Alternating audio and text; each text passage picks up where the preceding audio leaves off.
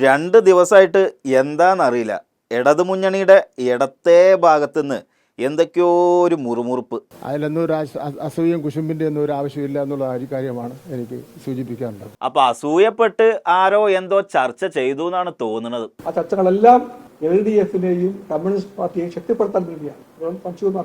അപ്പൊ ശിവൻകുട്ടി സഖാവ് പറയുന്നത് കേട്ടാലേ ഈ അസൂയയും കുശുമ്പും ഒക്കെ നമ്മുടെ പാർട്ടി വിലക്കിയ മട്ടിലാണല്ലോ.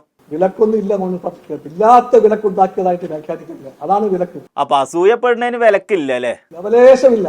അല്ല, ഇതേ ഈ അസൂയ വരേണ്ടത് വേറെ പാർട്ടിന്നല്ലേ? പ്രതിപക്ഷത്തിന്റെ കാര്യങ്ങൾ പറയുന്നതിന് വേണ്ടി ഇവിടെ പ്രതിപക്ഷ നേതാവ് ഉണ്ടല്ലോ. അതെന്തേ പ്രതിപക്ഷ നേതാവ് പറയേണ്ട വല്ല കാര്യവും CPI-ക്കാർ പറഞ്ഞോ? മുഖ്യമന്ത്രിയുടെ മകളുടെ കമ്പനിയുടെ കാര്യങ്ങൾ കമ്മ്യൂണിസ്റ്റ് പാർട്ടിയുടെ വിഷയമല്ല. അപ്പൊ ആ കമ്പനിയുടെ കാര്യം പറഞ്ഞതുകൊണ്ടാണ് ഈ കമ്പനിയിൽ കുശുമ്പ് ഉണ്ടായത്. ഇതിപ്പോ എന്തുകൊണ്ടാണ് ഇങ്ങനെ ഒരു പ്രശ്നം ഉണ്ടായെന്ന് സംബന്ധിച്ചോളം നമുക്ക് അറിയില്ല. അതൊന്നുമില്ല, വീണാ വിജയന്റെ കമ്പനിയുടെ കാര്യം വീണാ വിജയൻ തന്നെ നോക്കട്ടെ എന്നാണ് ബിനോയ് സഖാവ് പറഞ്ഞത്. വീണാ വിജയന്റെ പേരിൽ രാഷ്ട്രീയ ദുഷ്ടലാക്കോടുകൂടി കേന്ദ്ര ഗവൺമെന്റിന്റെ ഏജൻസികൾ കേസെടുക്കുന്നുണ്ട്.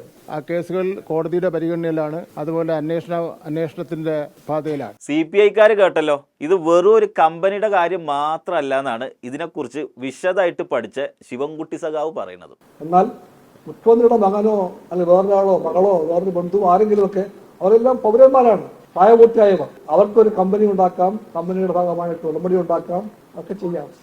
അതുമായി ബന്ധപ്പെട്ട കേസുകൾ ആ വഴിക്കുന്നില്ല. അല്ല, ഇതിപ്പോ എങ്ങനെ പോയിട്ട് കാര്യമില്ല. ഇതിനെക്കുറിച്ച് സൂക്ഷ്മമായിട്ട് ആരെങ്കിലും പഠിച്ചോ? സൂക്ഷ്മമായിട്ട് പരിശോധിച്ചാൽ അതിൻ്റെ ആദ്യത്തെ ആമുഖത്ത് തന്നെ കൃത്യമാവുന്നത് ഏതെങ്കിലും കമ്പനിയുമായിട്ട് ബന്ധപ്പെട്ട പ്രശ്നത്തിൻ്റെ ഭാഗമായിട്ട് CPIM-ന്റെ നേതാവും കേരളത്തിലെ മുഖ്യമന്ത്രിയുമായ സഖാവ് പിണറായി വിജയൻ അതിൻ്റെ തുടർച്ചയായിട്ടാണ് മകൾ വീണ സഖാവ് പിണറായി വിജയന്റെ മകളായി പോയി എന്നുള്ള കാരണം കൊണ്ട് അതിലേക്ക് വലിച്ചിഴക്കുന്ന രാഷ്ട്രീയ പ്രേരിതമായ നിലപാട് സ്വീകരിച്ചു. എന്നിട്ട് എന്താ ഈ ബിനോയ് സഖാവിന് ഇതൊന്നും മനസ്സിലാകാത്തത്?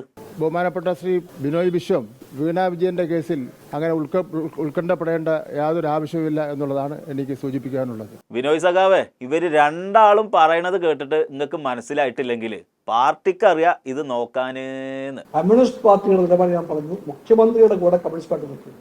അപ്പൊ മകളുടെ ഒപ്പം നിൽക്കൂലേ? ലവലേശമില്ല. അതെന്താ അങ്ങനെ? അതെന്താണെന്ന് അറിയില്ല. അദ്ദേഹം പറയേണ്ടിയിരുന്നത് ഇടതുപക്ഷ ജനാധിപത്യ മുന്നണിയുടെ യോഗത്തിലാണ് പറയേണ്ടിയിരുന്നത്. നിങ്ങൾക്ക് LDF-ൽ ഇതൊന്ന് ചർച്ച ചെയ്തിട്ട് പറയണതായിരുന്നു നല്ലത്. വേറെ വിഷയം പറയാം. ശിവൻകുട്ടി സഖാവേ, വേറെ വല്ല അസൂയയും കുശുമ്പും ആരെങ്കിലും എന്തെങ്കിലും പറഞ്ഞതുണ്ടോ? മൂപ്പർക്ക് ഈ വിഷയത്തിൽ വലിയ താല്പര്യമില്ല അത്ര. മറ്റൊരു കാര്യം അടുത്തത് പറയും. ആരൊക്കെ വേറെ കുശുമ്പ് വർത്താനം പറഞ്ഞത്? പിണറായി വിജയൻ നയിക്കുന്ന ഗവൺമെന്റ് എന്ന് പറയാൻ പാടില്ലെന്നാണ് ബിനോയ് വിശ്വത്തിന്റെ പുതിയൊരു കണ്ടുപിടുത്തം. കുറച്ച് പേര് CPI-ക്കും വേണമെന്ന് ഫ്ലക്സിലും ഫോട്ടോത്തിലും ഒക്കെ ഓരുടെ തലയും കൂടെ വേണമെന്ന്. ഇടതുപക്ഷ ജനാധിപത്യ മുന്നണിയുടെ നേതാവായിട്ടുള്ള പിണറായി വിജയൻ നയിക്കുന്ന ഗവൺമെന്റ് എന്ന് തന്നെയാണ് എല്ലാവരും പറയുന്നത്. അതെന്താ അങ്ങനെ പറയാന് CPI-ക്കാർക്ക് ബുദ്ധിമുട്ടുണ്ടോ? കമ്മ്യൂണിസ്റ്റ് പാർട്ടിക്ക് രാഷ്ട്രീയമായി താല്പര്യമില്ല. അല്ല, CPI-ക്കാരെ നിങ്ങൾ പൊക്കി പറയില്ലേ? ഇതിപ്പോ അങ്ങോട്ടും ഇങ്ങോട്ടും സഹകരണം വേണമല്ലോ.